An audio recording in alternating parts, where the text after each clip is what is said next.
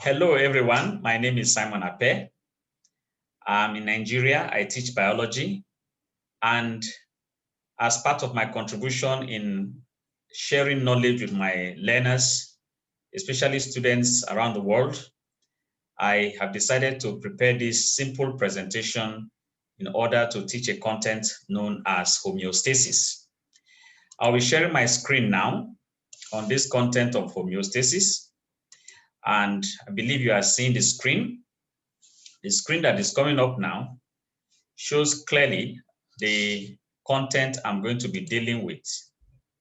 The content is called homeostasis. Now, let's look at what this material is dealing with here today. When we are talking about homeostasis, we refer to a process of maintaining a constant and steady internal environment in the human body.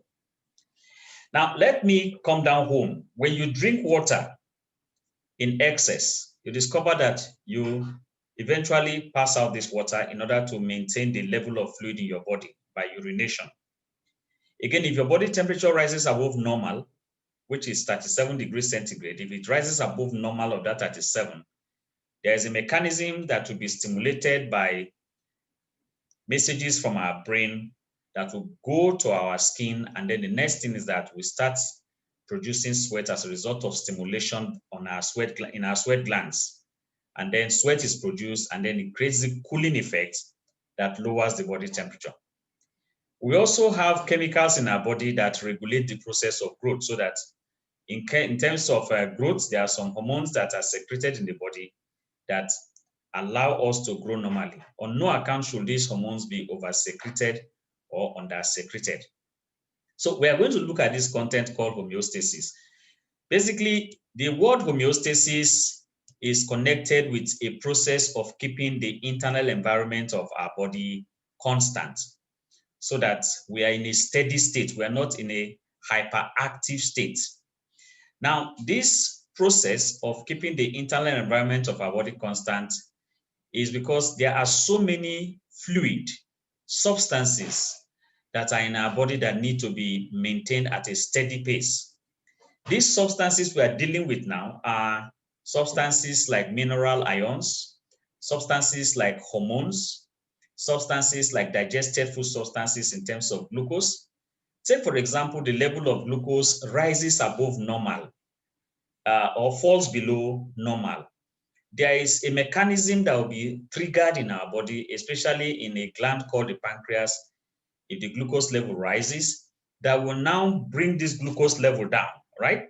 And when it brings this glucose level down, the next thing is that the glucose is regulated. That is what we call the negative feedback mechanism, all right?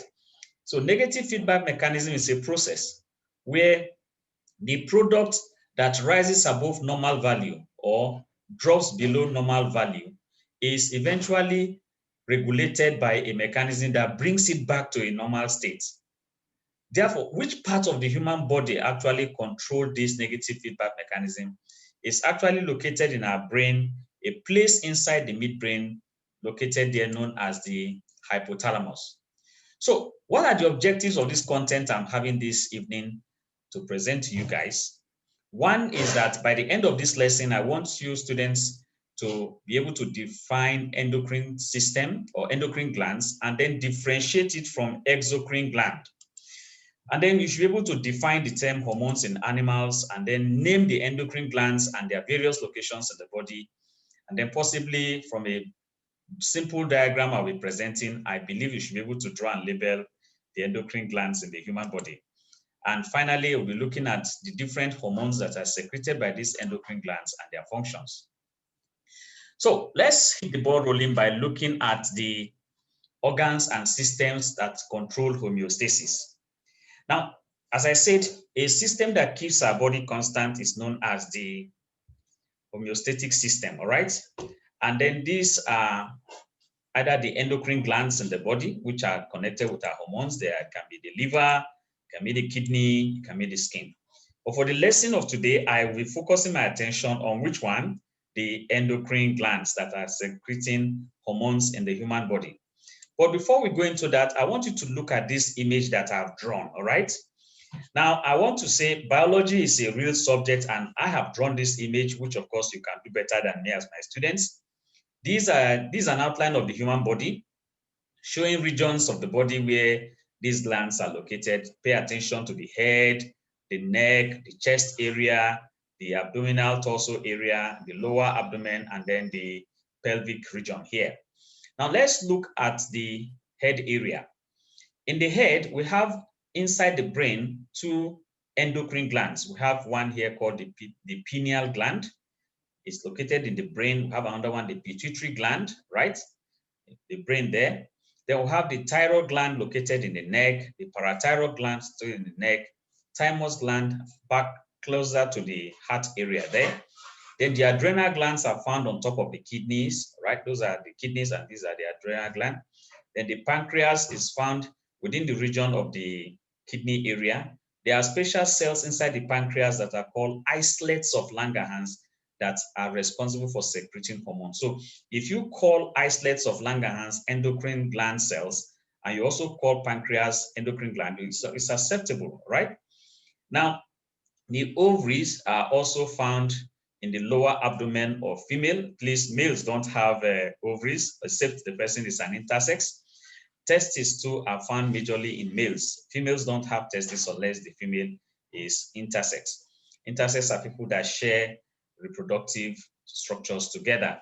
So in this instance now, these are the different endocrine glands in the body. So by examination standard anywhere you go, we want you to be able to identify these endocrine glands and their location. Pineal gland, you have pituitary gland, you have thyroid gland, you have parathyroid, thymus gland, adrenal gland, pancreas, ovaries, and what? Testes. You'll notice here there is a structure called hypothalamus. I deliberately label it left side so that you know that this is the part of the brain that controls the process of negative feedback mechanism. In fact, it is the homeostatic control center of the entire body. Now let's move further and look at the meaning of the word exocrine gland, all right? Exocrine glands are glands that have ducts, all right? Since they have ducts, it means that they don't produce hormones. So what do they produce? These are the glands that actually are made of our salivary gland, right? The salivary gland have passages that release saliva, that lubricate our mouth and aid digestion of starch. Tear gland close to the eyes there, they secrete tears. These tear glands also are called lacrimal gland. These tears eventually lubricate the eyes and protect the eyes from germs.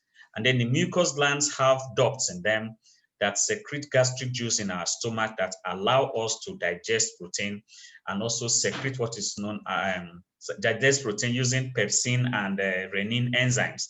The gastric juice also creates a very suitable environment for the food to be properly digested.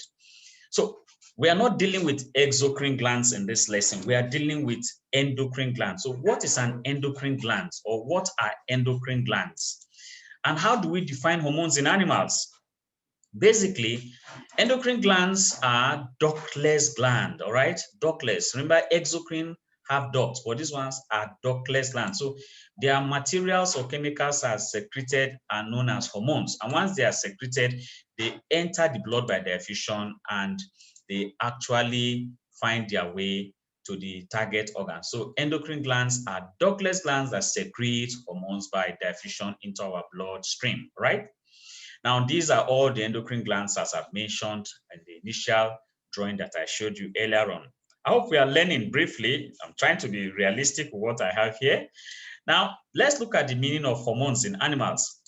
Hormones in animals simply means chemical substances that are actually secreted by ductless glands, which I mentioned as endocrine glands, and they are in controlled quantities into the blood and they are transported to target organs where they carry out their specific action. So from this image I showed you earlier on, it's possible that this gland here called the pituitary gland can secrete hormones, right? The hormones can be transported by the blood to another gland here called the ovary, which is quite some distance away from the source. So since the pituitary gland is here, and this is the site of action of the hormone that the pituitary gland will produce, this area where the action of the hormone will be is called the target organs, all right? Now let's look at some of these hormones that are produced by the endocrine glands in the body. Take a look and take a listen and really pay attention at this point. The pineal gland secretes hormone called melatonin, which actually regulates our sleep cycle. It encourages your wakefulness and also your sleepiness, all right? The more melatonin you produce in a dark room, the more better your sleep will be, all right? Then pituitary gland secretes a total of about 8 different hormones. This is the gland that is called the master gland. These ones control the secretions of all other endocrine glands in the body. This gland you see here. It is the size of garden pea, in what we call in Nigeria bean seed, just one small bean seed. And this gland is so powerful that it secretes 8 different hormones. The hormones are many, and I'm going to list the hormones. They include hormones like growth hormone, abbreviated as GH. There is what is called the TSH, thyroid stimulating hormone. There's also what is called the ACTH from here, that is called the adrenocorticotropic hormone. There's what is called the PRL, that is known as prolactin. There's the one that is referred to as FSH, known as follicle stimulating hormone. And there's another one called the ADH, antidiuretic hormone. We also have another one called oxytocin.